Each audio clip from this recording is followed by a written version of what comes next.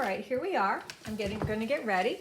And like I said, my pattern, I know, starts with 1, 2, 3, 4. So if you're doing a particular pattern, sometimes it's nice just to, so you start to know what you're doing. I'm going to go, I could pull some of these across on each shaft. And I have 4 because I'm going to be going up 1, 2, 3, 4. And then I'm coming back down 3, 4, or sorry, 3, 2, and then 1. I can come up with a pattern like that if I want to. Right now I'm going to do this particular pattern, which is 1, 2, 3, 4, and then 3 and 2. And what I like to do is hold my yarn underneath the shafts.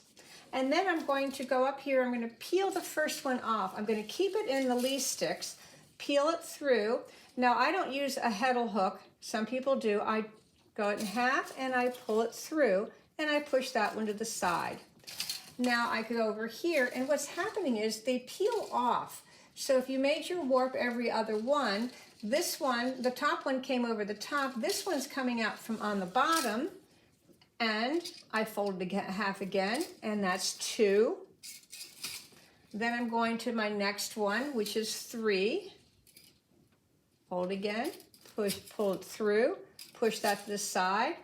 Now the next one is 4. Push that to the side.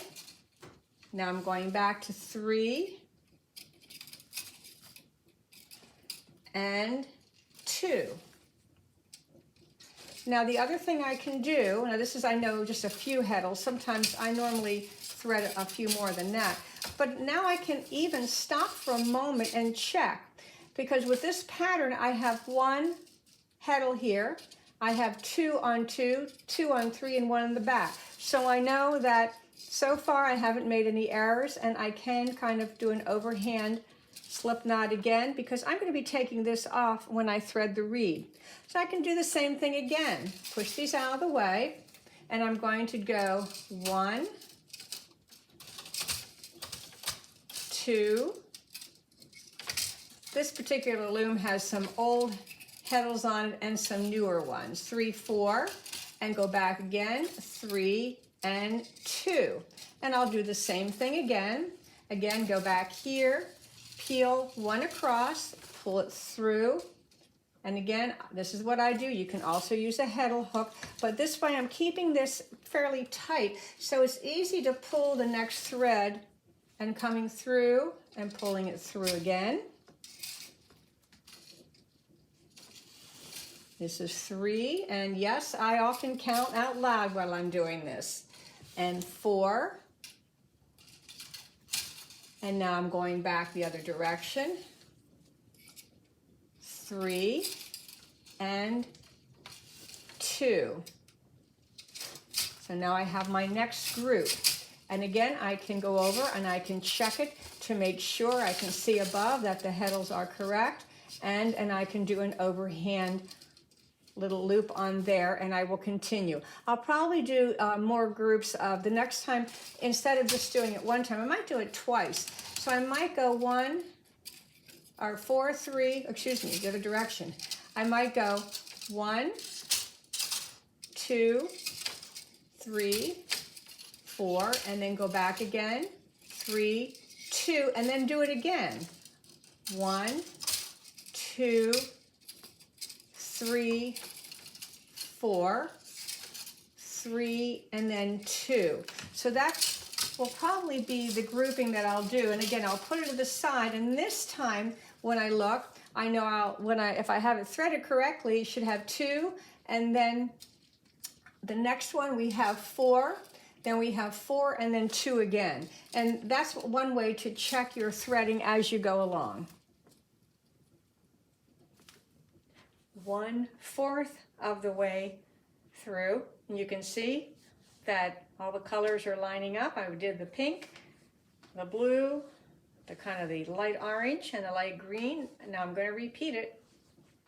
All right, we are halfway, a little more than half, And like I indicated earlier, halfway was really the green, but with the baby wolf looms and also most of the shot looms, you have little clips up here that are really not in the center. If you go down to the bottom where there's a screw and sometimes a nut. Now we put lock nuts on. That's the actual middle. Now we're a little bit beyond, and that's just something to keep in mind when you are working with a product from Shat, that sometimes these centers are a little deceiving. So the center of your loom is a little different than maybe the center of some other looms. So right now these are already lined up. What I'll be doing next then is the second half, and then we will go on to threading the reed.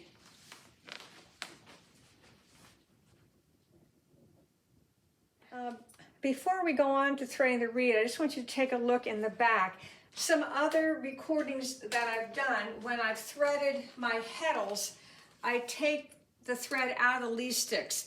In this case, I allowed all of the threads to stay in the cross there where the least was.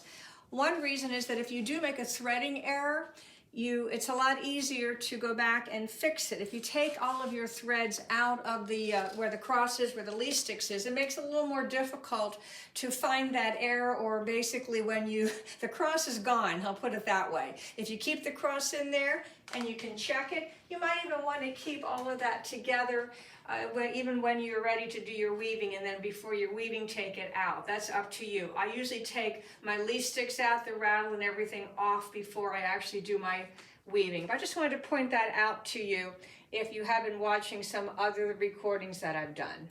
Now, doesn't this look nice? All the heddles are threaded, ready to do the reed next. But I want to draw your attention to this side of the loom.